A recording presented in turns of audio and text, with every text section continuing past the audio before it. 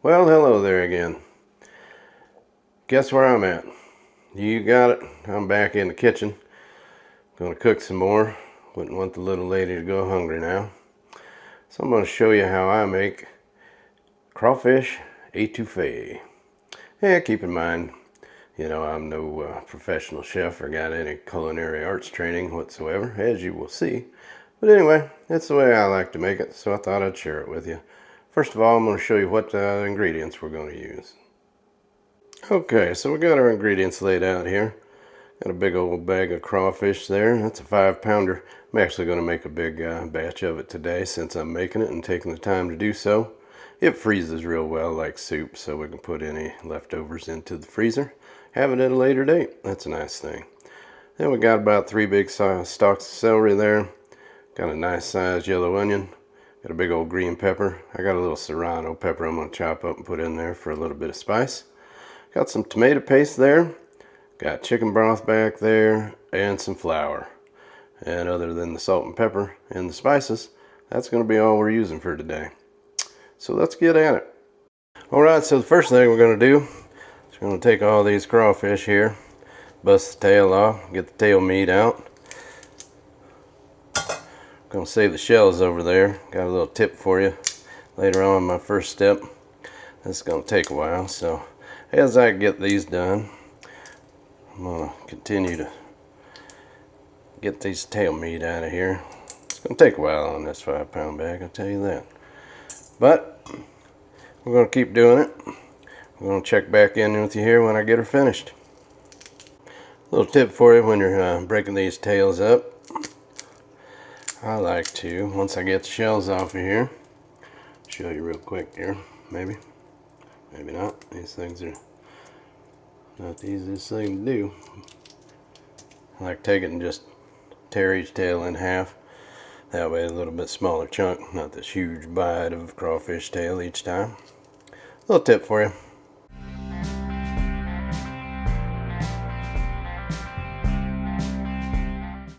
Alright, so as you can see, got all of the crawfish tail meat out.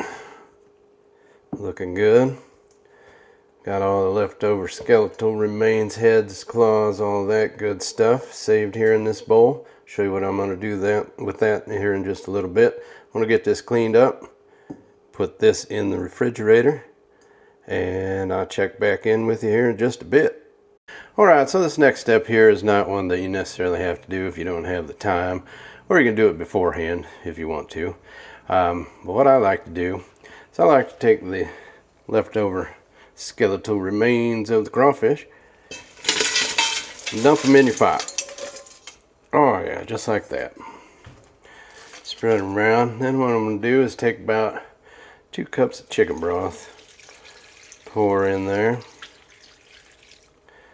Yeah, there's a lot of it in there. We might go ahead and put just a little bit more in there. Make sure we got plenty of broth.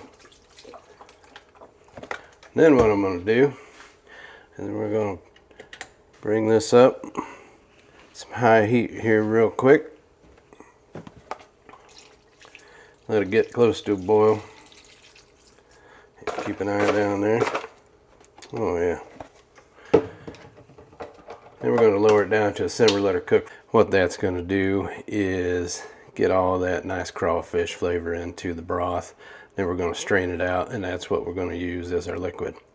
Again, you don't necessarily have to do it, but a little tip old Butterknife likes to use, and it sure makes a better flavor, that's for sure.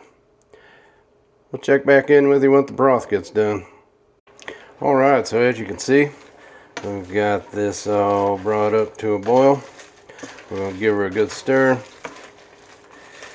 just like so. And we're going to lower this heat down to low. And we're going to just let it simmer. Check on it here in a bit. Let that flavor get good and infused into that broth. That's what we're looking for. Check back in with you here in just a little bit. Alright, so we've got our broth here that it's infused with the crawfish flavor now. Let her go for about 30-45 minutes and then let it cool down. Gave it a taste. It's tasting real nice. So what we're going to do is we're going to take this, strain it, Be careful. Strain all that good broth out. That's what we're going to use. So make sure we get it all in there. Try not to make myself a mess here.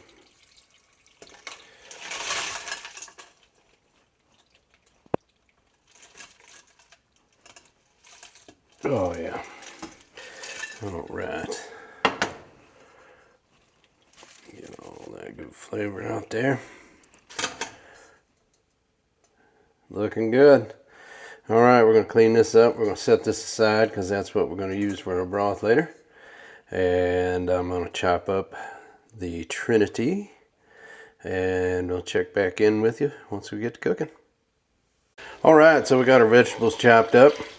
We got about a stick of butter getting melted up in here. So we're going to take our veggies. Get the celery. And the onions. That's how they pronounce it, I think, onions. Green pepper. All of the Trinity. Get her dumped in the pot here. Also going to throw in our little serranos that we chopped up. Add just a little bit of heat, a little bit of flavor. Get it all in there. And get my knife over here. There we go. Last couple pieces. And we're going to take that. We're going to saute that down. Oh, about halfway or so. Before we add in some flour and some tomato paste.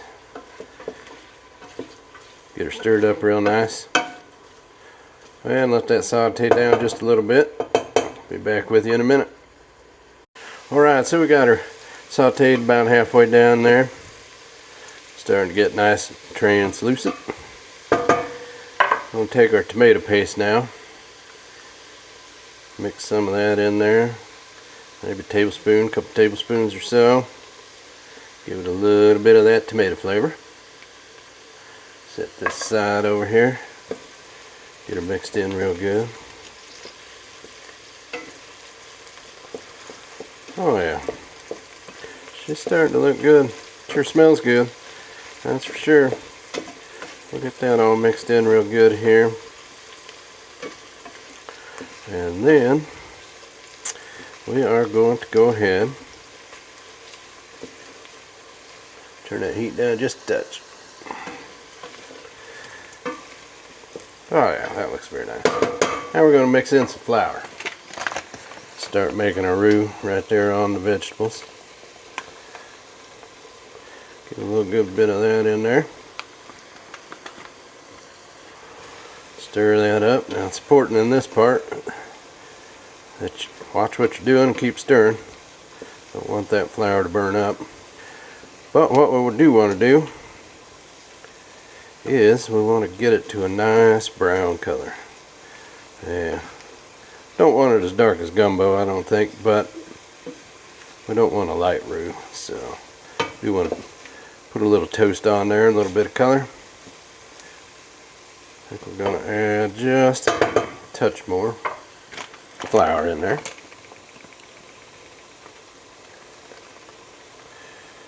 That ought to do it. Turn that down just a little bit more there. Keep stirring so we don't burn it. Turn it so you don't burn it. That's what I like to say. Get some color on here. Once we get the color on there, I'll check back in with you. Roux's starting to get a nice brown color to it. Remember, it's very important during those several minutes there that you keep stirring it.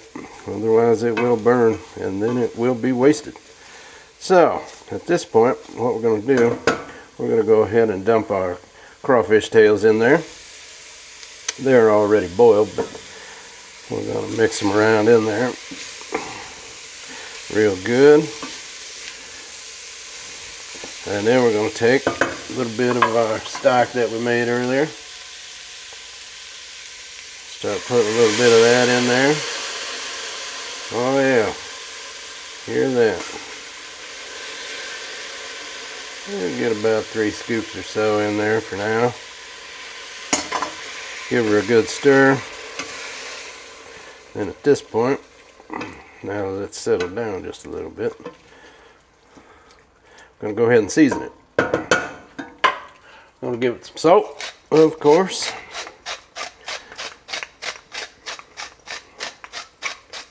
Oh yeah. We're going to throw in some black pepper.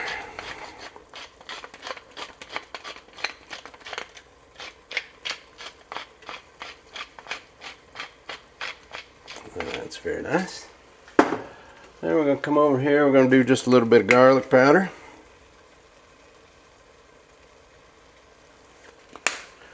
Do a little paprika.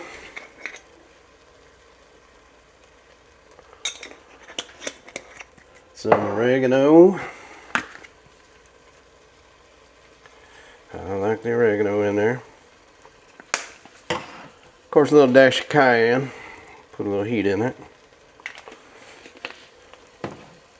And then, you know me, I'm going to put a little bit of cumin. I know it's not traditionally a seasoning in etouffee, but I do like the cumin.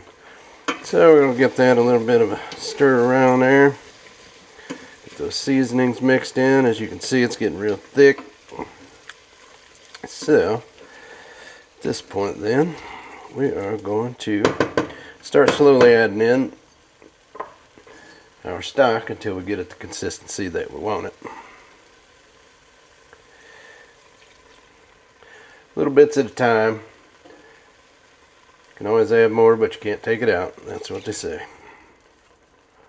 Yeah, true story, especially with roux and gravies and stuff like that.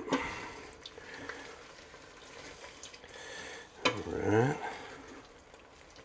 Oh yeah, she's starting to look good. I don't know if you can see that. That makes me happy. Let her cook down just a little bit more. She's still a little bit thick. Add another spoonful of broth in there.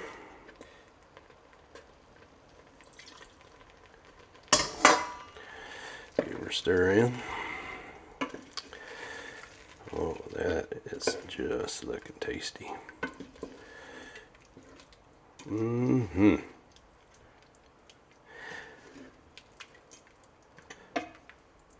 Alright, give that a couple minutes. If she stays that consistency, that's where we'll leave it. Turn that heat down just a little bit. It's bubbling up on us. In fact, some of that's going to cook out. I'm going to add just one more little scoop of this. There we go. That should be about right. Get her mixed in there. Turn that heat down to low. Let all them flavors in there fester together. I'm going to grab a spoon over here and give her a little taste, see how the seasoning is. Make sure we don't need anything else. But it's looking good.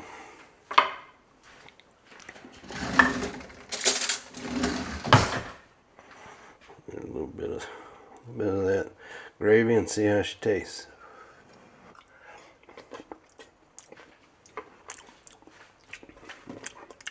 We add just a little bit more salt.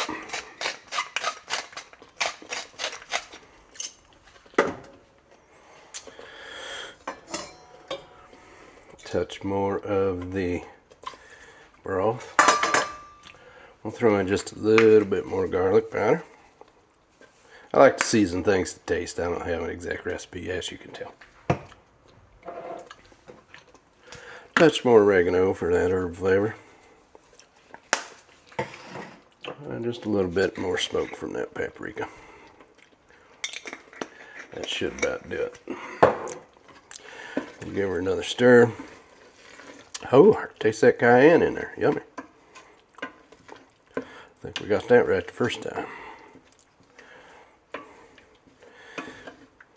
Alright, she's good and mixed up. Boy, that's just about right on the consistency for me, I'll tell you that. That is looking good. Looking good. Give it another little sip taste here. Well, I think that's just about perfect. Alright, so I'm going to turn her down on low, let her sit for a minute. While it's sitting, if it thickens up on you just a little bit, you still got a little bit of broth left, you can kind of add it in there. But I'm going to make up some rice while this is sitting. Gonna have to go let the cat out apparently. She's over there whining. So I'll check back in with you here in just a minute. Okay, so the rice is done. And the etouffee is done.